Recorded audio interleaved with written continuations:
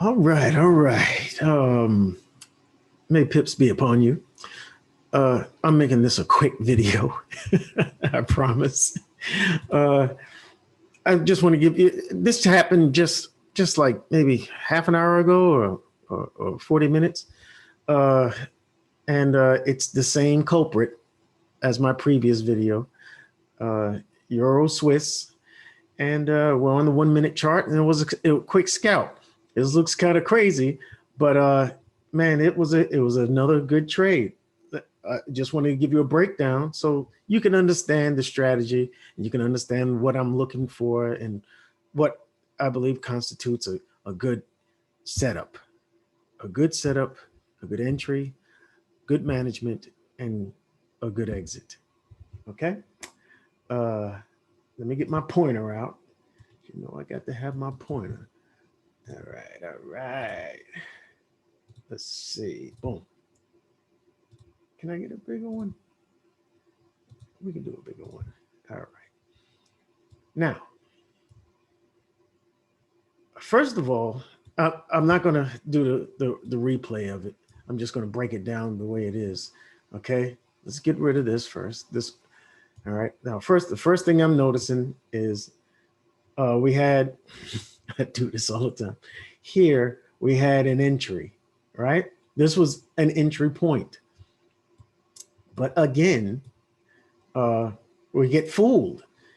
This is what happens when you don't use the a divergence strategy. You see how it makes this M? I mentioned before, M's and W's.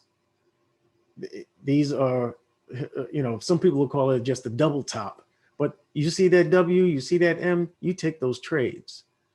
All right. They usually signify reversals. But anyway, I'm going to stay on point this time. Excuse me for the last time.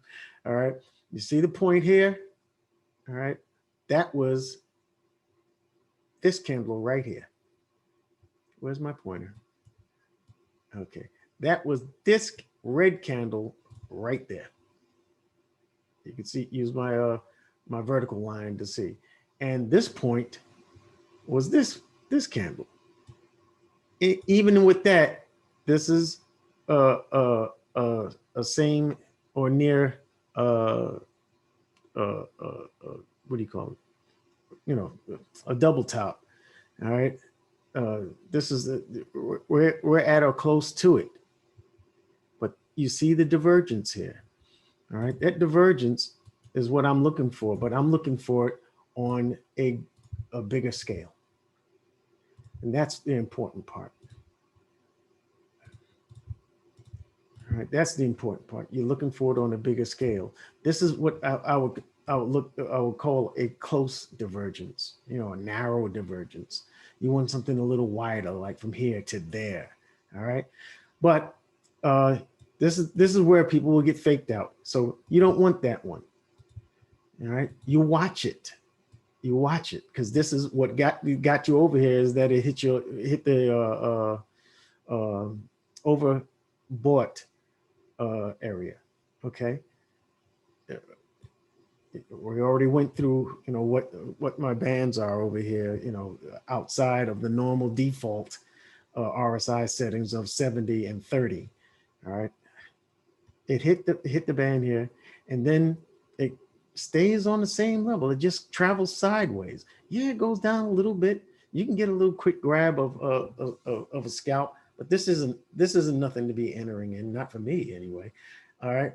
And it just stays up on the same level, even though it appears to be going down here. It's level here. That's like a level C divergence play, actually a level B divergence play.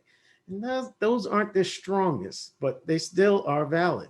All right. Then you get this candle with a sharp bearish kind of response here. This rejection is attractive, but there's no follow through.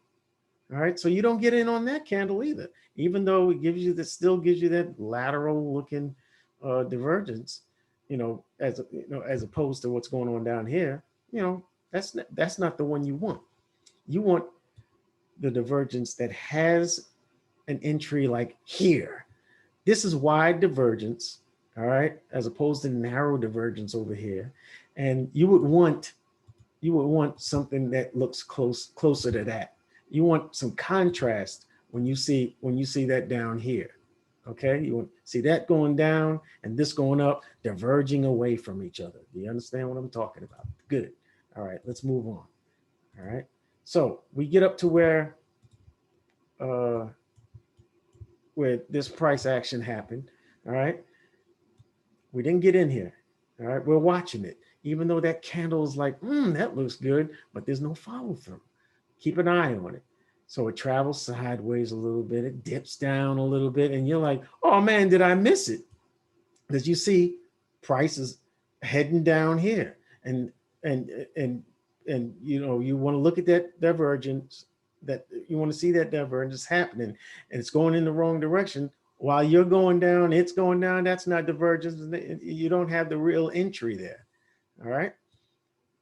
Then it pops up. When it breaks this high, that's when you want to start noticing stuff, because you're looking at it breaking high, and you're looking at this this peak here at the top of the default RSI levels. All right. You notice that we got it going down and it's going up. This is the divergence you was hoping for. And it gives you a nice strong rejection here.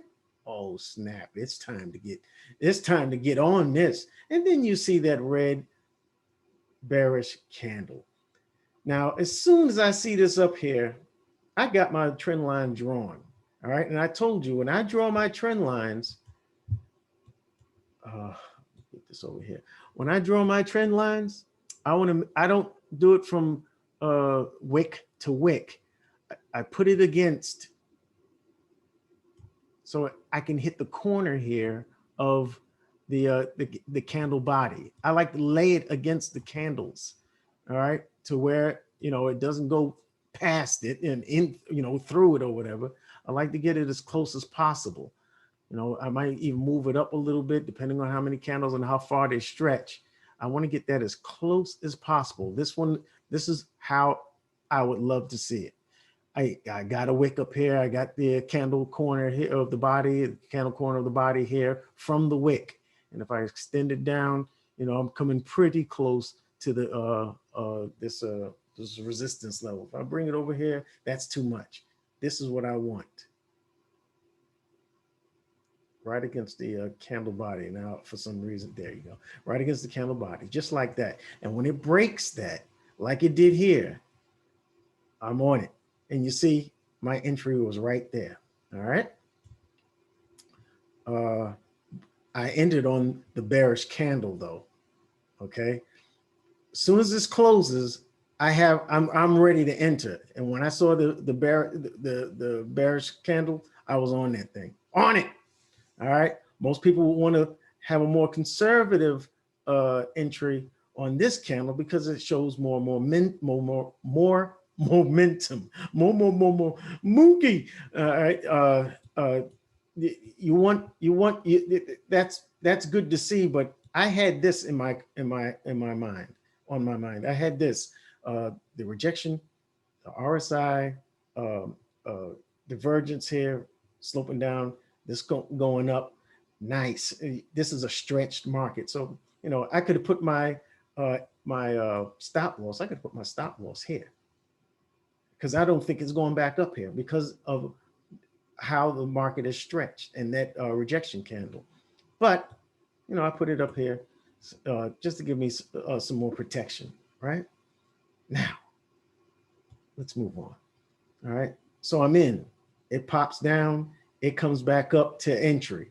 All right. Now, usually a lot of people will go 1-to-1 here. They'll go 1-to-1 risk reward. All right. As soon as it hits the 1-to-1, they'll go to break even. Well, you can't do that in Euro Swiss because it'll come back up and get you. It'll do it every time. And you see it did it 1, 2, 3, you know, and still keep moving. You know, it'll come get you out of there. Don't do that. All right. Just keep your entry, keep your stop loss in place, and let this thing play out. All right. And what did it do? I got 2.4 risk to reward on this one, just by letting it go to TP, which I have it structured. This is a low. That's what I want to target. All right, 2-to-1, 2-to-1. All right, you bet $100, you got $200. You got $200. All right. All right. Now, I want you to note something. I left a runner.